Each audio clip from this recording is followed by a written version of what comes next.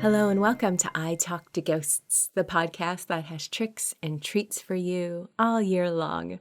I'm your spirited host, Jennifer, a professional medium and a teller of ghost stories. Now, the week this episode goes live marks the halfway point to Halloween. If you listen to this podcast every week, you are probably a lot like me and just love Halloween. So I thought, let's take a moment. Imagine a cozy autumn day. The air is crisp and clear. The leaves on the trees are a riot of color above you and at your feet. And there's this feeling of excitement, mystery, and a little bit of a chill of the unexpected.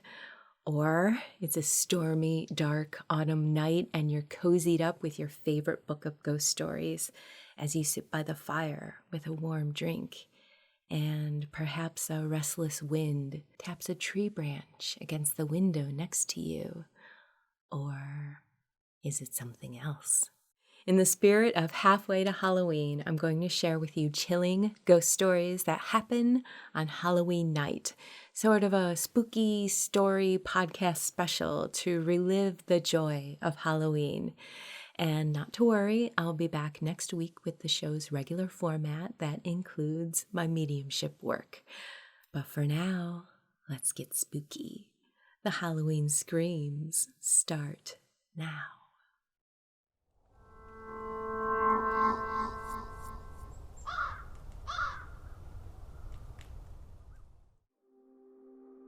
One year, my family went shopping for Halloween decorations. We went to this store called Spirit Halloween, and my mom said her friends recommended it. When we went inside, there was a lot of cool, realistic Halloween scares. There was one that I thought was pretty cool. It was a bloody clown, and when you stepped on the trigger, it raised a knife and let out a very soft yet ominous shh.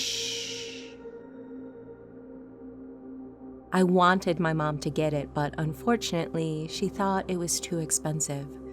We ended up buying a few other spooky things and went on with the rest of the day's errands. But that animatronic clown that I had thought was pretty cool soon turned out to be pretty spooky. For some reason, I began to have nightmares about it. And then I saw a few of my neighbors decorating their house with that clown, and I felt like it was taunting me.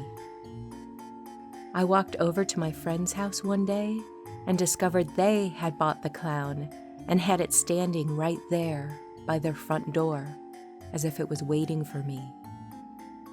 I stared at it for a moment, then I turned around and I went straight home.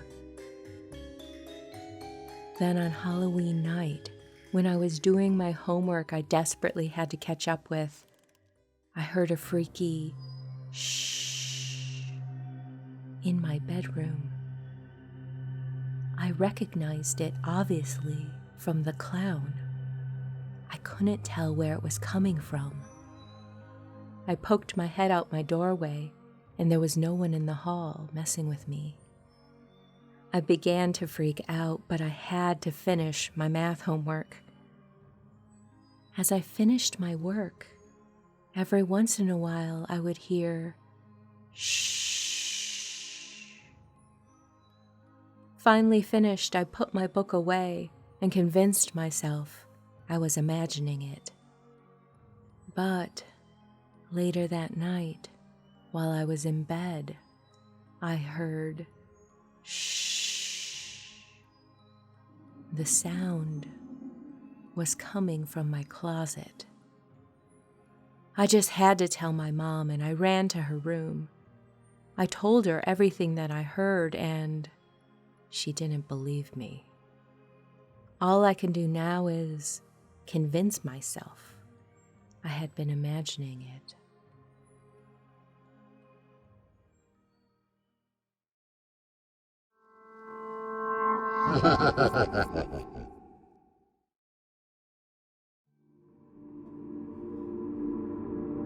In 2024, On October 31st, I witnessed a very disturbing image that still haunts me even to this day. I was 9 years old that Halloween, and I spent the entire time at home with my whole family watching movies and eating chocolate. As a young child, I had a passion for drawing, so there was always a new sketchbook being filled up with my artwork. That night, I was getting bored from the movie, and I decided to draw rather than to continue to watch the film.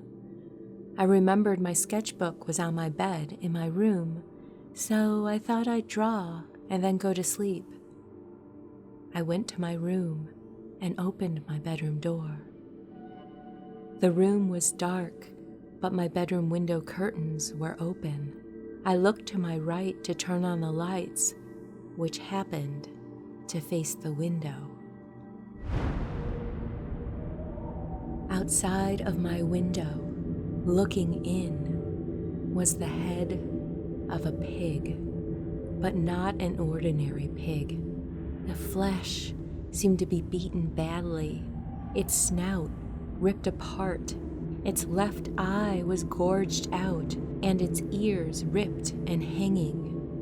The detail that really stood out was its one glowing red eye. I couldn't move as I stood there for a few moments, staring, as if paralyzed. I wanted to flee in terror, but it's moments like these that fear keeps us rooted in place. Eventually, the ghastly image faded and disappeared. Years later, I tried to search for more cases relating to the supernatural involving a disembodied pig head. I never really found any sources relating to my experience until I heard the case of the Amityville haunting. Long story short, a young boy who experienced the strange phenomenon at the Amityville house also witnessed a pig outside his window. What does this mean? After all my research and wanting to understand, I finally came to the unsatisfying conclusion that some things are just left unexplained. To this day, paranormal activity has still been active in my home, and myself and the rest of my family have become accustomed to the paranormal. About a year ago, I happened to run into the family who lived on our property before my parents purchased this house. As we talked about the experience I have encountered over the years, the father of the family did not seem too surprised. As I explained the horrible pig apparition, he also shared his experience of witnessing the same pig outside the window. I was 9 years old when I saw this thing, so part of me wanted to believe it must have been my imagination. But the fact that the old owner of the property saw it too is just too much of a coincidence for me to accept that this was simple imagination.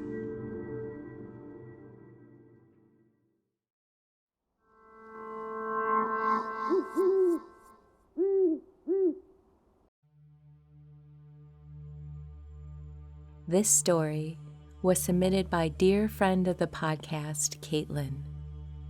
If you would like to submit a story of your own, you can email me at speaknow@italktoghosts.com.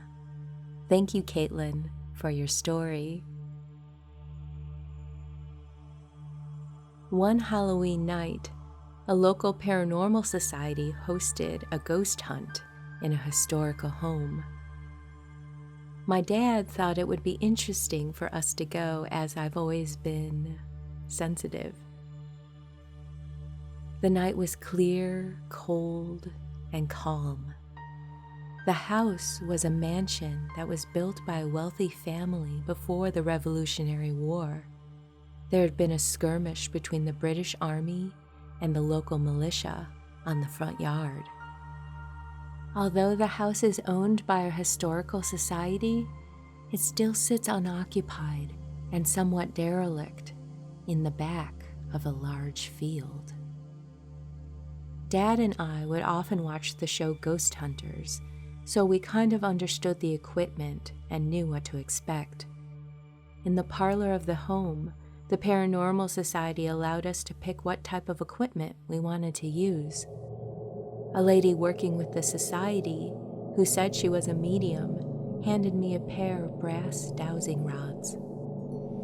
I had never seen them before, and I was surprised by the strange humming sensation they made in my hands, like an electric current.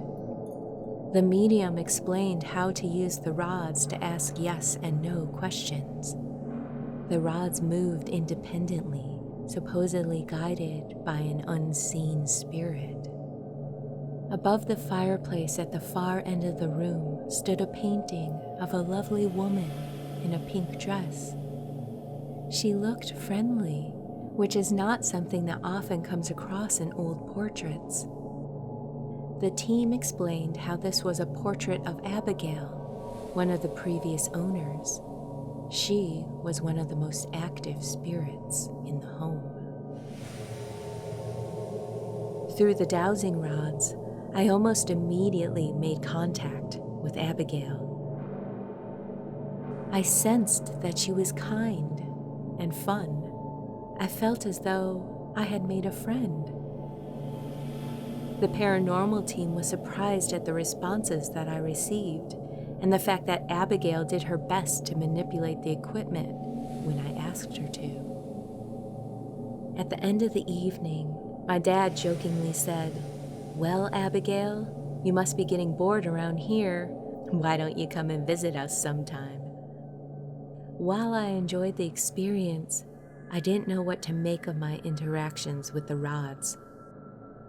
I hadn't seen anything, and it all could have been the power of suggestion, or so I thought. I tucked myself into bed that night and fell asleep. A desk and a chair sat at the foot of my bed.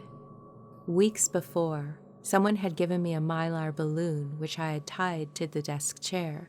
It now lied on the floor almost completely deflated. I had meant to throw it out. Around 3 a.m, a strange rustling sound woke me up. I sat up in bed and stared in complete shock.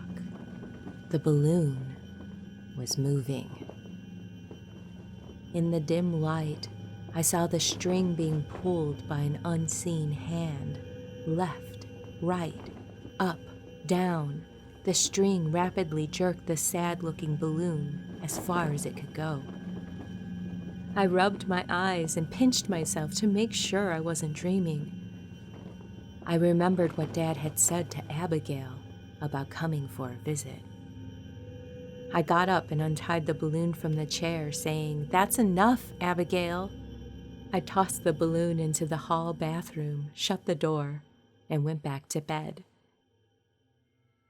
Abigail is still a frequent visitor in my parents' home, and I consider her still a good friend. I've seen her several times, as have my parents and several guests. The most notable sighting happened the following year. My great-grandfather had come to stay for us for a while after his house had burned down. He wasn't very kind to me, and I hated being left home alone with him. One day, after a particularly bad incident, I left him in front of the television in the family room while I went to make dinner. Suddenly, I heard him shouting, "Caitlin! Caitlin! Come here! There's a woman in here!" I poked my head into the room to see what the matter was. Sure enough, Abigail had materialized next to the television. She stood translucent and motionless. She was glaring at him with an intense dislike. Frightened, my grandfather exclaimed, "That woman! She's glaring at me!" I replied, "She sure is," and I laughed as I went back into the kitchen. My great-grandfather went to stay with other relatives not long after.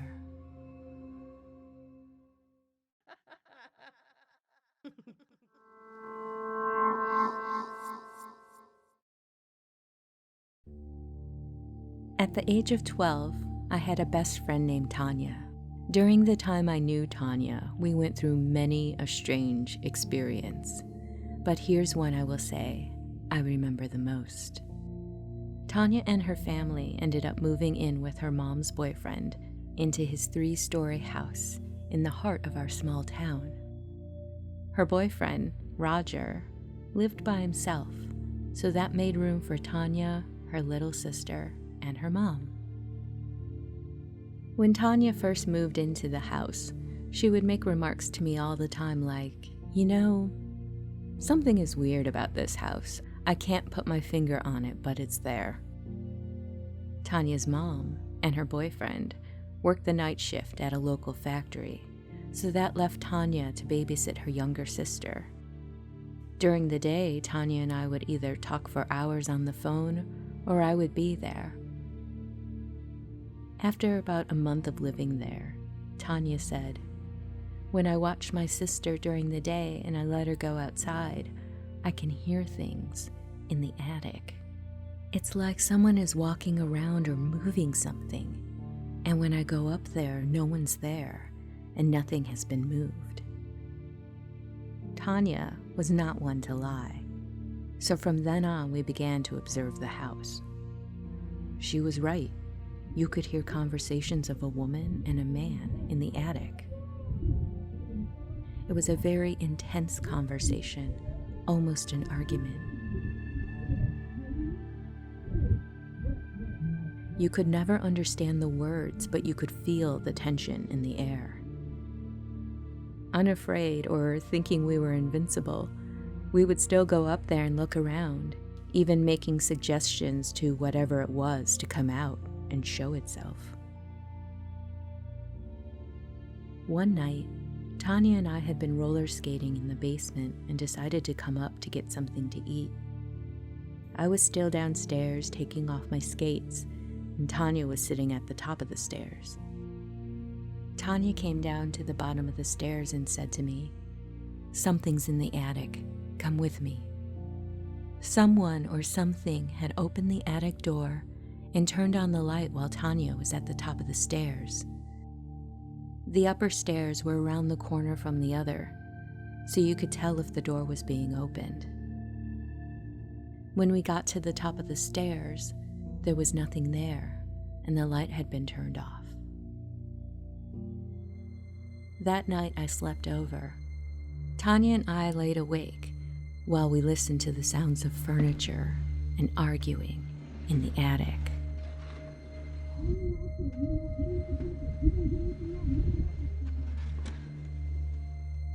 Almost a week later, Tanya's little sister woke up in the middle of the night screaming about a nightmare she just had. She told us she had dreamed she had woke up in the middle of the night to find a man with red hair and black eyes standing in her doorway. He told her that his name was Gabe and he was going to take all her toys away and harm her mother. We had never mentioned our concerns about the house, the attic, the basement, or the man because we knew that if we did, we'd be in deep trouble with Tanya's mom. There were many events that happened in that house that would make cold chills run up and down your spine, but the one that sticks out in my mind was, fittingly, on Halloween. Tanya and I got dressed up in our costumes and prepared the house with candles while her parents took her little sister out trick-or-treating. My sister had come over so we could go to the local haunted house. My sister was in the bathroom putting on makeup, and Tanya and I decided to walk to the nearest houses to get some candy. Right before we left, we made it a point to go upstairs to the attic to tease the unknown once again. I was in a boastful mood.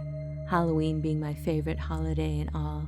So my words were along the lines of, "All right, it's Halloween. It's your time to show yourself. We're not afraid of you." Laughing and scared, we ran downstairs and left to go trick-or-treating. Tanya and I were walking back to the house when my older sister came running out of the house, crying hysterically. We ran up to her and asked her what was wrong. Between sobbing and shaking, she managed to get out, "Where have you been? Someone or something is in that house." We asked her what happened, and she said when she was in the bathroom, the attic door opened and the light turned on. Whoever it was walked all the way around the house. They stopped and started banging on her bathroom door. Then they went back into the attic and turned off the light and slammed the door. We left the house that night and Tanya came home with me. A few months later, Tanya and her family moved, and now there's another family living in the house. I wonder if they ever met the ghosts.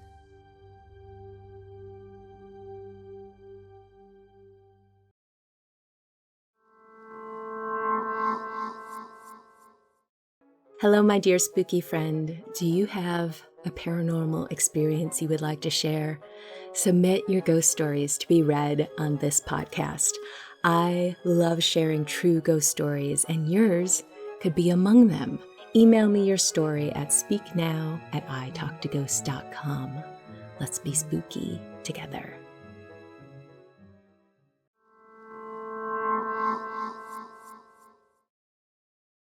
And with that, dear friend, we have reached the end of this episode of I Talk to Ghosts. I hope you've enjoyed these spooky Halloween ghost stories that I shared with you as we celebrate halfway to Halloween. And make sure to join me next week for the podcast's regular format that includes me sharing my mediumship work. In the meantime, wherever you wander off to, in this world or the next, just remember, come back and visit with me. Have a lovely evening and good night.